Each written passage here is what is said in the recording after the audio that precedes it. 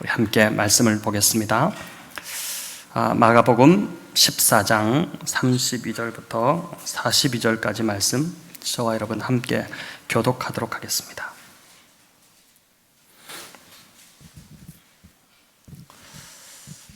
마가복음 14장 신약성경 80페이지 있습니다. 32절부터 제가 먼저 읽겠습니다. 그들이 겟세마네라 하는 곳에 이르매 예수께서 제자들에게 이르시되 내가 기도할 동안 너희는 여기 앉아 있으라 하시고 베드로와 야고보와 요한을 데리고 가실 때 심히 놀라시며 슬퍼하사 말씀하시되 내 마음이 심히 고민하여 죽게 되었으니 너희는 여기 머물러 깨어 있으라 하시고 조금 나아가사 땅에 엎드려 될 수 있는 대로 이때가 자기에게서 지나가기를 구하여 이르시되 아빠 아버지여 아버지께는 모든 것이 가능하오니 이 잔을 내게서 옮기시옵소서. 그러나 나의 원대로 마시옵고 아버지의 원대로 하옵소서 하시고 돌아오자 제자들이 자는 것을 보시고 베드로에게 말씀하시되 시몬아 자느냐 내가 1시간도 깨어 있을 수 없더냐 시험에 들지 않게 깨어 있어 기도하라. 마음에는 원이로되 육신이 약하도다 하시고 다시 나아가 동일한 말씀으로 기도하시고 다시 오사 보신즉 그들이 자니 이는 그들의 눈이 심히 피곤함이라. 그들이 예수께 무엇으로 대답할 줄을 알지 못하더라. 세 번째 오사 그들에게 이르시되 이제는 자고 쉬라. 그만 되었다. 때가 왔도다. 보라 인자가 죄인의 손에 팔리느니라. 같이 읽습니다. 일어나라 함께 가자. 보라 나를 파는 자가 가까이 왔느니라. 아멘. 오늘 본문을 통해 겟세마네 동산에서 기도하신 그 예수님의 모습을 살펴보고자 합니다. 주님은 이제 겟세마네를 거쳐서 십자가로 가셨습니다. 마지막 유월절 만찬을 마치고 나신 후에 바로 십자가를 지신 것이 아니라 겟세마네를 거쳐 십자가로 가셨습니다. 이는 이제 기도 없이는 십자가를 감당할 수 없다는 말입니다. 우리 모두는 이제 인생의 십자가를 하나씩은 다 지고 살아갑니다. 자식이 십자가일 수도 있고 남편이 하나님께서 허락하신 또 십자가일 수도 있습니다. 이 십자가를 지려니 삶이 얼마나 무겁고 또 고통스럽습니까? 그런데 주님처럼 기도하면 우리도 주어진 십자가를 넉넉하게 질 수 있게 된다라는 것이고 또 기도만이 십자가를 질 수 있는 능력이 된다는 것을 이제 보여줍니다. 십자가가 참 고통스럽지만은 이 땅에서 우리에게 주어진 그 십자가를 우리가 잘 지게 되면 우리도 반드시 부활의 영광을 경험하게 될 것입니다. 주님은 겟세마네에서 3번 기도하셨습니다. 겟세마네라는 이 뜻은 이제 기름을 짜는 틀, 기름틀이라는 뜻입니다. 감람산이 이제 올리브산이지 않습니까? 올리브가 너무 많이 나고 올리브 나무들이 많다 보니까 이 산 이름이 이제 올리브산이었는데, 올리브 기름을 짜는 곳, 그곳이 바로 이제 기름틀, 기름 짜는 틀이 있는 곳이 겟세마네였습니다. 겟세마네와 예수님의 이 기도의 모습이 참 많이 닮아 있습니다.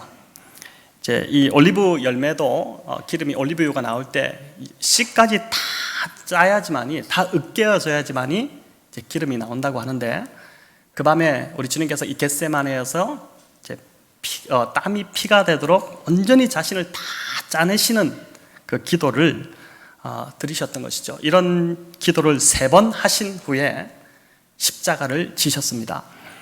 33절에 보면 처음 기도하실 때는 심히 놀라고 아주 슬퍼하셨다 이렇게 나오는데, 또 34절에 보니까 내 마음이 심히 이제 고민하여 죽게 되었다 이렇게까지 표현합니다. 하지만 3번째 기도하신 후에는 평안해지셨습니다. 3번의 기도를 통해 하나님의 뜻을 온전히 이렇게 받아들일 준비가 되셨기 때문입니다. 이렇게 되자 제자들을 대하는 주님의 태도도 달라지셨습니다. 제자들을 향해 한시도 깨어 있을 수 없느냐 이렇게 이제 책망하셨던 주님이 보니까 3번의 기도가 마친 후에는 이제는 자고 쉬라 이렇게 합니다. 아주 여유가 생기셨죠. 또 42절에 보니까 일어나라 함께 가자 나를 파는 자가 가까이 왔느니라 이렇게 하십니다. 군병들이 지금 예수님을 잡으러 가까이 오고 있는데 겁을 먹거나 두려워하거나 피하려고 하지 않으셨습니다. 오히려 담대히 지금 마중을 나가고 계신 것을 보게 됩니다. 기도가 일으킨 변화입니다. 기도의 자리에서 승리하니까 삶에서도 담대해졌습니다. 기도의 자리에서 확신이 생기고 평안이 임하니까 삶에서도 환경은 변하지 않는데 불안이 사라지고 여유가 생긴 것이죠. 주변 사람들을 대하는 나의 태도가 곧 나의 내면의 상태입니다. 내가 평안하면 옆에 있는 사람도 몰아세우지 않습니다. 여유가 있습니다. 하지만 내가 여유가 없고 불안하면 괜히 옆 사람에게 생트집을 잡고 몰아세우곤 합니다. 내 옆에 있는 사람이 문제가 아니라 내 안에 지금 은혜가 식은 것, 나 자신이 이제 문제인 것이죠. 오늘 이 겟세마네에서 주님이 보여주시는 본은 기도로 문제를 돌파할 수 있고 또 기도로 문제를 돌파해야 한다는 것을 보여줍니다. 내가 도저히 감당할 수 없는 그런 십자가라도 기도하면 넉넉히 감당할 수 있게 된다라는 것이죠. 한 번 기도해서 안 되면 주님처럼 두 번 기도하고 두 번 기도해서 안 되면 응답 주실 때까지 기도하면 된다는 것입니다. 자, 그런데 오늘 본문을 자세히 보면 이 겟세마네에서 주님이 보이신 태도가 우리를 상당히 당혹스럽게 만듭니다.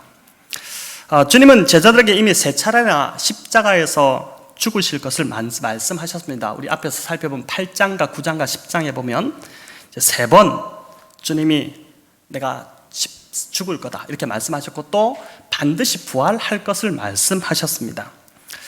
하나님의 뜻이 십자가를 지는 것임을 주님은 분명히 알고 계셨고 또 이를 위해 내가 왔노라라고 이제 선언하시기도 하셨죠. 그런데 이제 십자가를 곧 앞둔 상황에서 보니까 주님이 흔들려도 너무 흔들리고 계신 것을 우리가 보게 됩니다.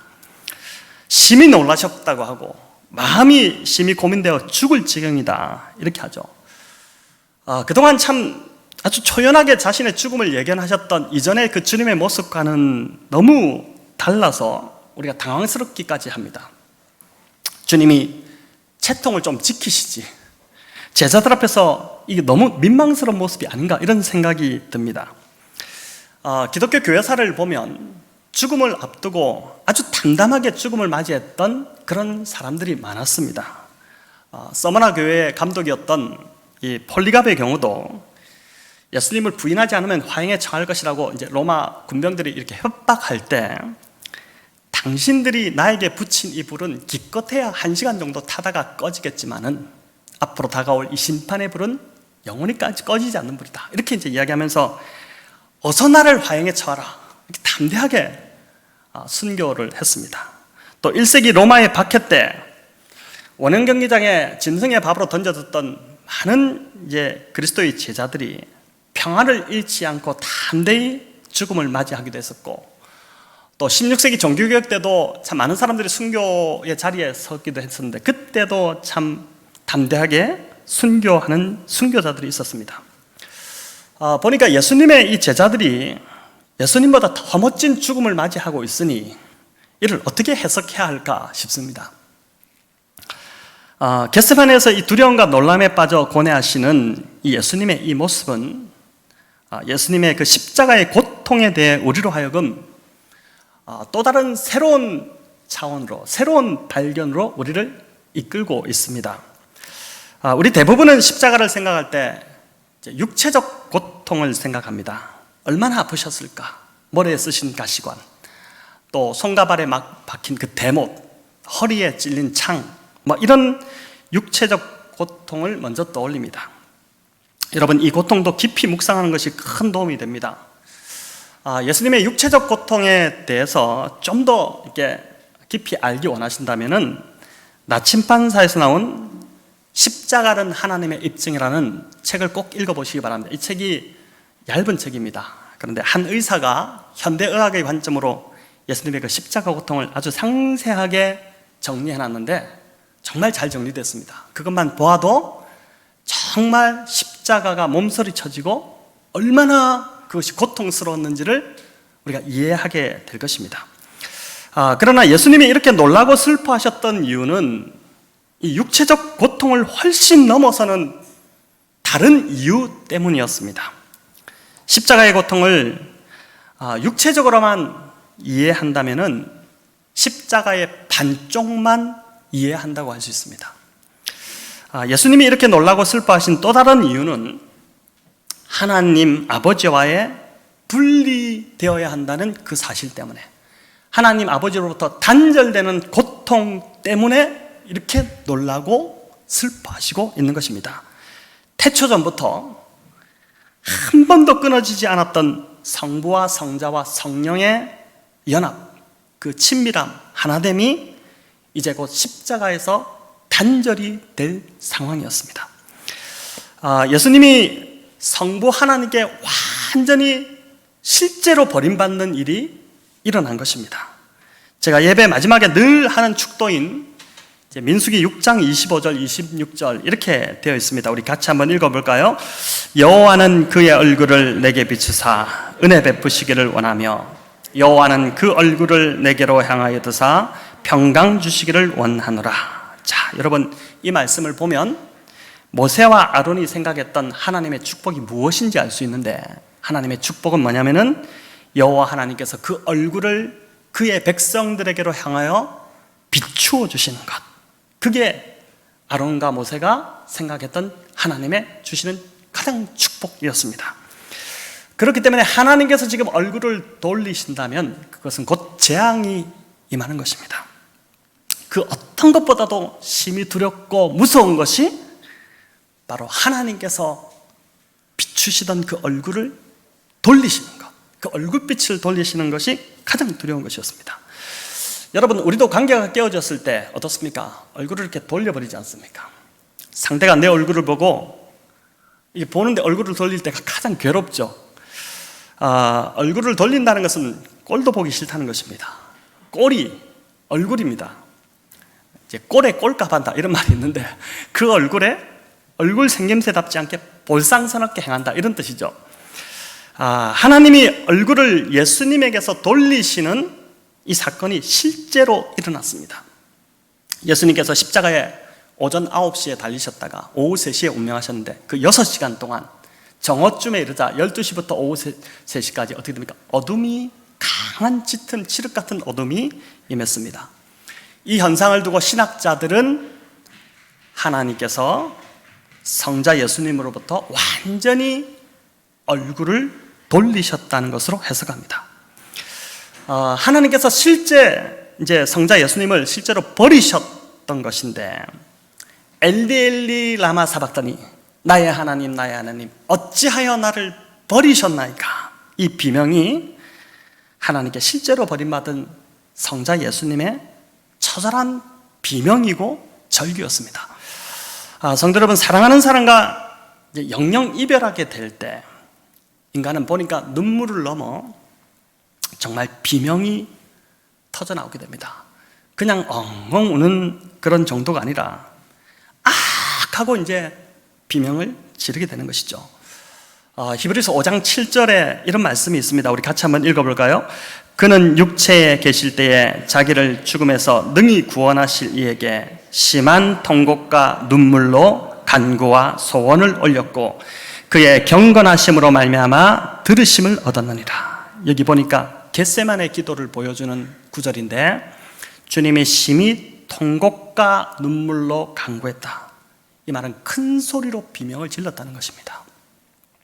오늘 본문 36절에 보면 예수님이 하나님을 부르며 아빠, 아버지여 이렇게 이제 부르시죠. 이게 점잖게 부르는 것이 아니라 비명을 지르는 것입니다. 마치 어린아이가 부모와 떨어지지 않으려고 막 하면서 불안해서 이제 아빠 하면서 소리를 고래고래 지르는 것과 같습니다. 여러분, 이 예화가 저에게는 좀 더 생생한 예화인데, 저희가 개척으로 100곳에 처음 이렇게 왔을 때 이제 둘째 은세미를 어린이집에 보내야 했습니다. 이제 아이가 떨어지지 않으려고 하니까 당시 이제 유아교육 전문가 두 분에게 전화를 해가지고 이게 어떻게 됩니까? 물으니까 두 분 다 하시는 말씀이 부모가 약해지면 절대 안 됩니다. 마음을 강하게 먹으십시오. 목사님이 약해서 큰일입니다. 이러면서 이제 담대하게 절대 강하게 먹으라고 이렇게 했습니다. 한 2주 정도를 아이가 이제 어린이집 안 가려고 데리고 와도 힘들고, 그래서 엄마가 이제 아이를 데리고 옆에 창간 수업하고 옆에 있다가 데리고 오고 이렇게 하다가 드디어 결전의 날에, 작정한 날에 이제 어린이집 문 앞에서 아이를 이렇게 선생님이 데리고 들어가는데 낌새를 알아챈 이 아이가 그때부터 막 진짜 안 떨어지려고 악을 쓰는데 힘이 보통이 아니었습니다. 소리를 고래고래 지르면서 막 제 안경을 빼들어서 입에 물고 막 물어 뜯는데 이 정상적인 행동이 아닌 이러다가 애가 어떻게 되겠다 싶었는데도 그 두 분께서 마음을 담대히 먹으십시오. 이제 이 말에 이제 강하게 집어넣었는데 진짜 그 한 번으로 인해서 완전한 변화가 일어났습니다. 예수님은 처음부터 하나님과 하나이셨습니다.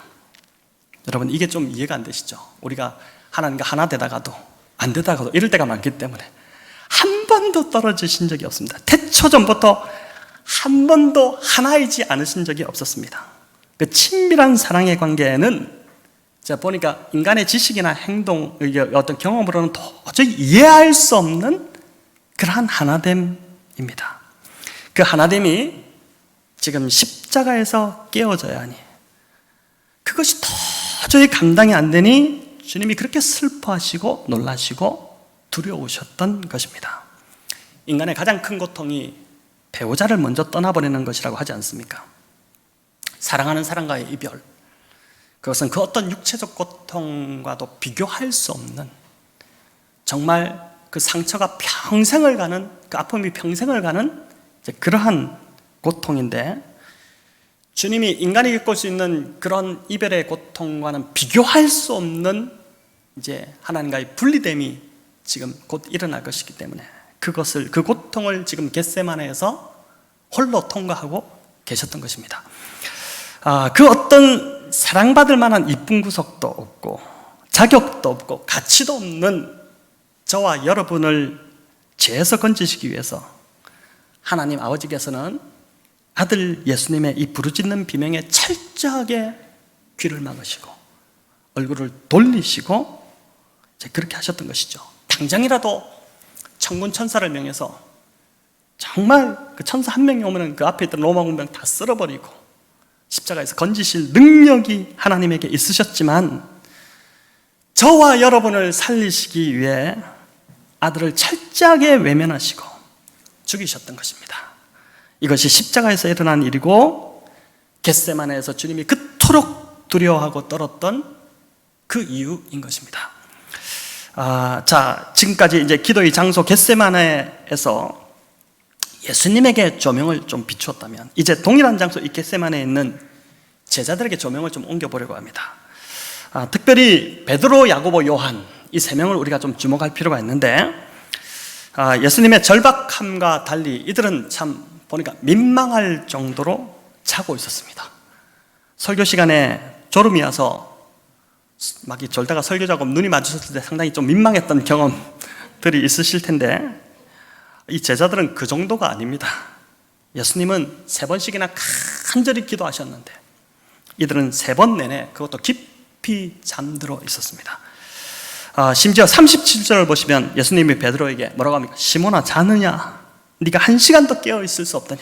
이렇게 말씀하십니다. 또 40절에 보니까 자는 제자들이 졸려서 눈을 이게 뜰 수가 없었다. 너무 졸리니까 눈을 뜰 수가 없는 그런 제자들을 쳐다보시는 주님께 제자들이 무슨 말을 해야 될지 할 말이 없는 그런 상황이었다라고 합니다.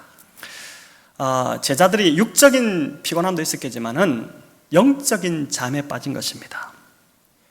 앞에 본문 문맥을 살펴보면 그럴 만한 이유가 있었구나라는 것을 알게 되는데 예수님은 겟세마네에 도착하셔서 특별히 베드로와 야고보와 요한 이 세 제자를 데리고 더 좀 떨어진 곳에 나머지 제자들을 두고 거기서 좀 더 깊은 곳에 들어가셨습니다. 여러분, 그 이유가 무엇인지 아십니까? 왜 특별히 이 3명만 데리고 좀 더 예수님 가까이 기도하시는 자리에 이 그냥 돌 던질 자리 가까인 거리에 이렇게 지척에 이들을 남겨놓으셨는데 왜 그러셨느냐면은 이 세 명이 예수님과 함께 고난의 잔을 마실 수 있다고 장담했던 자들이기 때문입니다. 마가복음 10장에 보면 요한과 야고보가 주께서 영광의 자리에 오르실 때 우리 형제 둘을 주의 좌편과 우편에 앉게 해주십시오. 이렇게 말하니까 예수님이 뭐라고 합니까? 너희가 내가 마시는 잔을 내가 마실 수 있겠느냐? 내가 받을 세례를 내가 받겠느냐 하니까 이들이 겁도 없이 무슨 영문인지도 모르고 우리가 할 수 있나이다. 다 그렇게 이야기했죠. 여러분, 베드로는 더 호언장담했습니다. 오늘 본문 바로 전에 보면 제자들이 다 흩어질지라도 나는 주를 따르겠나이다. 그렇게 했고 주와 함께 죽을지언정 주를 부인하지 않겠나이다. 이렇게 했습니다. 여러분, 이렇게까지 해놓고 이들은 이 정말 중요한 순간에 단 한 번도 깨어있지 못하고 기도하지 못하고 3번 연속 깊은 잠에, 영적인 잠에 빠져버렸습니다.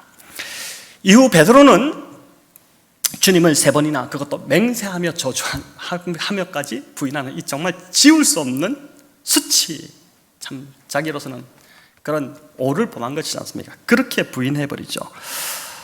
이번 주간 새벽기도에 묵상했던 말씀인데 우리 같이 한번 읽어보겠습니다.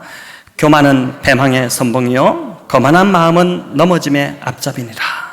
자, 참 얼마나 다가오는 말씀입니까? 우리라는 존재가 얼마나 가벼운지 조금만 잘 되어도 보니까 이내 교만해지고 또 거만을 떨고 사람이 변합니다. 참 무서운 것 같아요.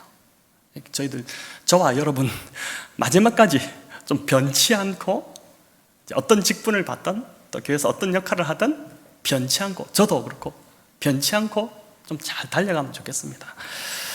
이번 주 새벽기도 이제 시간에 말씀드렸지만 기독교 신앙은 철저히 내가 온전치 않음을 인정하는 데서부터 출발합니다. 기독교는 자기 부인의 종교입니다. 나 자신이 여전히 믿을 만한 존재라고 여긴다면 그 사람은 아직도 멀었습니다. 이런 사람은 여전히 자신을 믿고 의지하지 하나님을 의지하지 않습니다.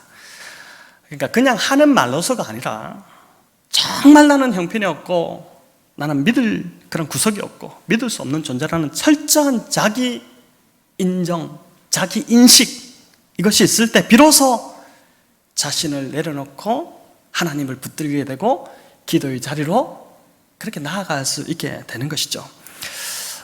그래서 여러분, 기도하지 않아도 삶이 충분히 잘 되고 있다는 것은 어쩌면 매우 위험할 수 있는 신호입니다.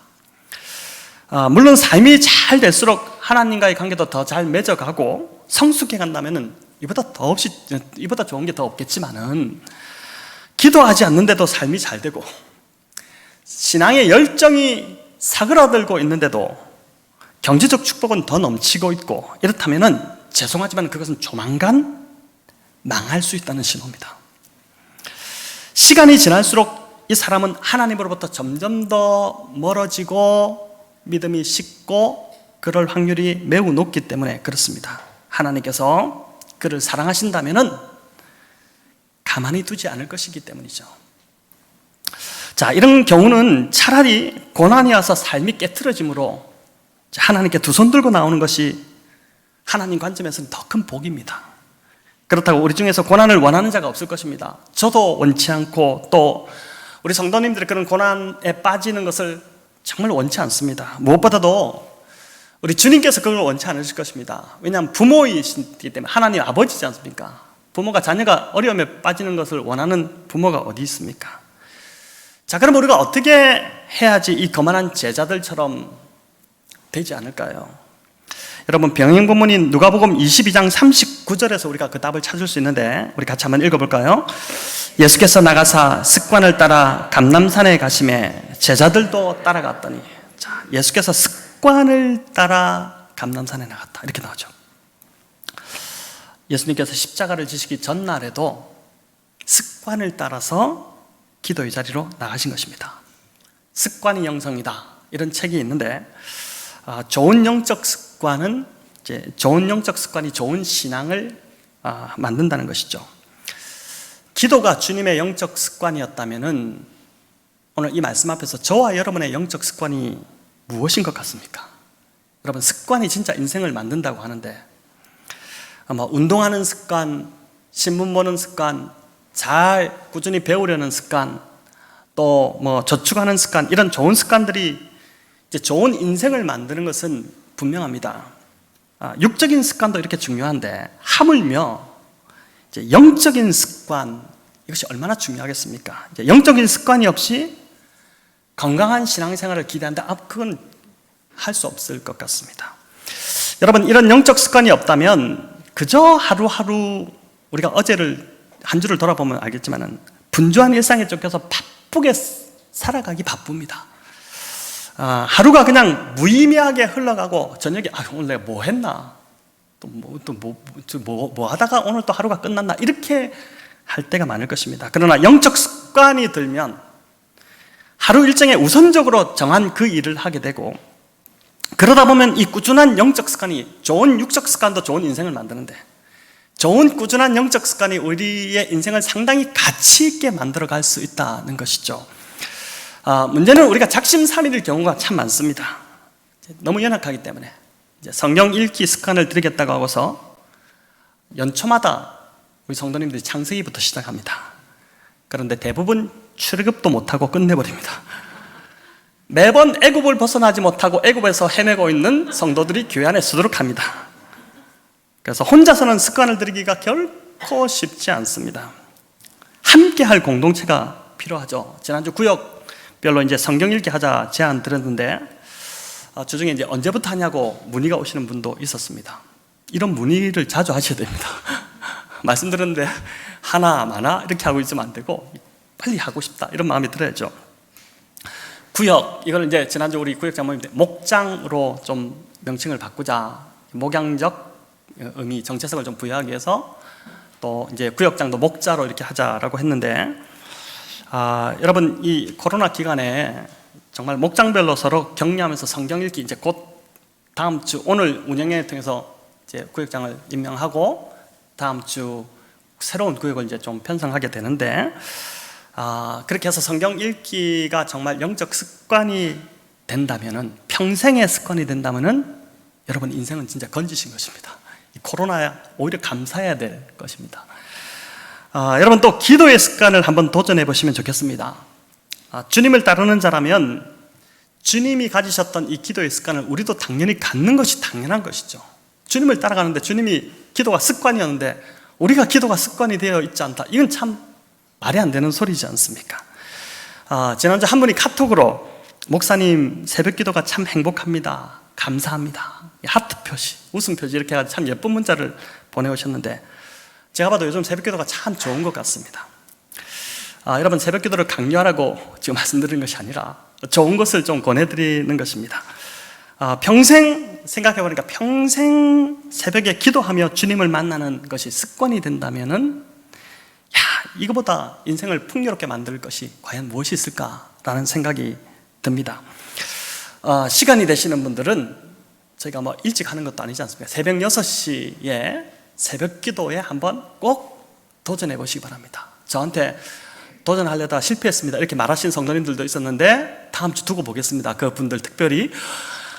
그러나 또 여력이 안 되는 분들이 많습니다. 출근도 해야 되고 이런저런 많은데, 그런 분들은 이제 꼭 겟세마네의 기도의 자리를 마련하셔서, 주님이 기도가 습관이셨는데 우리가 습관이 안 되면 안 되지 않습니까? 그렇게 습관을 좀 만들어 가시기 바랍니다. 습관이 영성을 만들고 습관이 좋은 인생을 만든다는 것을 꼭 기억하시기 바랍니다.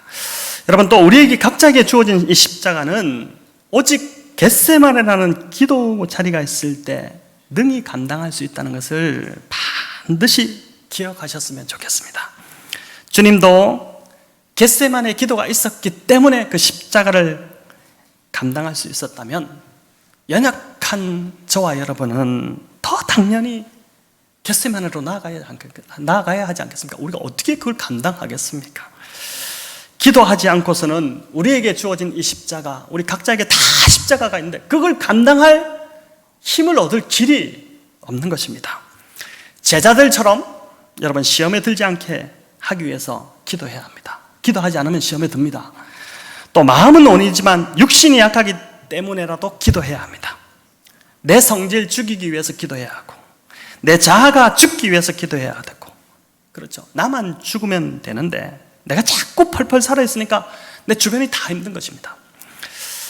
여러분 어떻게 해야겠습니까? 기도해야죠. 그러니까 주님처럼 기도하면 겟세마네 그 자리에서 다른 데서 죽는 것이 아니라 내 자신이 어디서 죽냐면 겟세마네 그 자리에서 죽습니다. 그 기도 자리에서 죽는 거예요. 내 뜻이 꺾이는 거죠. 그래서 육신의 욕망을 이길 힘이 바로 그 겟세마네 기도의 자리에서 주어집니다. 내 뜻을 자꾸 관철시켜서 하나님을 우리는 바꾸려고 합니다. 기도가 그렇게 대부분 기도하지 않습니까? 자꾸 내 뜻을 관철해서 하나님의 뜻을 바꾸려고 하는데, 이 겟세마네 기도로 나아가면 내가 바뀌는 것이죠. 내가 바뀌면 됩니다. 그럼 하나님 뜻이 이루어집니다. 내가 안 바뀌고 계속 버티니까 하나님 뜻이 내 속에서 이루어지지 않는 것이죠. 여러분, 그러기 위해서 우리는, 저와 여러분은 습관을 따라 겟세마네로 나아가야 합니다. 한국교회가 급속도로 약해지고 빛을 잃은 데에는 제가 볼 때 기도가 사라진 것이 큰 원인입니다. 이전에 우리 부모님 세대는 정말 기도로 많이 매달리셨습니다. 저희 어머니 또 80이 넘으셨는데 제가 어릴 때 기억해 보면은 정말 기도를 많이 하셨습니다. 남편의 구원을 위해서 또 기도하시고, 자식 잘 되도록 기도하시고, 먹고 살 것이 없어 살 길이 막막할 때마다 다른 것 하지 않고 교회로 달려가서 무릎 꿇고 하나님 앞에 기도하셨던, 그냥 울고불고 매달리고 기도했었습니다. 이게 우리의 믿음의 세대, 우리 전 세대들의 참 순박한 영적인 모습이었지 않습니까? 그렇기 때문에 하나님의 살아계심을, 하나님의 일하심을 더 생생히 경험했던 것이죠. 요즘 우리가 기도 응답이 점점 사라지는 이유 무엇이겠습니까? 기도하지 않기 때문입니다. 기도하지 않으니 당연히 어떻게 응답이 있겠습니까? 기도하지 않으니 삶의 변화도 없고 기적도 없고 놀랄 일도 없는 것입니다. 저희 교회가 이제 기도의 불이 좀 더 많이 강렬하게 붙기를 소망합니다. 주님 앞에 나와 펑펑 우는 성도들이 더 많아지기를 바랍니다. 기도가, 이 기도 응답이 상식이 되고 또 기적이 일상이 되는 그런 교회, 얼마나 참 신선하고 멋있고 좋습니까? 겟세마네 간절한 기도 그 자리에서 여러분 좀 능력도 받으시고, 하나님의 능력이 뭔지도 좀 경험하시고, 너무 참 무능력한 그리스도인으로 이 땅을 살아가지 마시고 정말 능력 받으시고 힘있게 또 영향력을 세상에 흘려보내시고 하나님을 자랑하시고, 내가 경험해야지 자랑할 수 있지 않습니까? 하나님 살아계시다, 너도 믿어봐라, 진짜 하나님 살아계시다, 이렇게 좀 증거도 하시고, 그렇게 하시면서 무엇보다 저와 여러분에게 하나님 맡긴 그 십자가, 이거 내 힘으로 절대 못 집니다. 기도하면 됩니다. 겟세마네에서 기도하심으로 이 십자가를 넉넉히 감당하시고 부활의 영광을 다 경험하시는 저와 여러분, 우리 모든 성도님들 되시기를 우리 주님의 이름으로 축원합니다.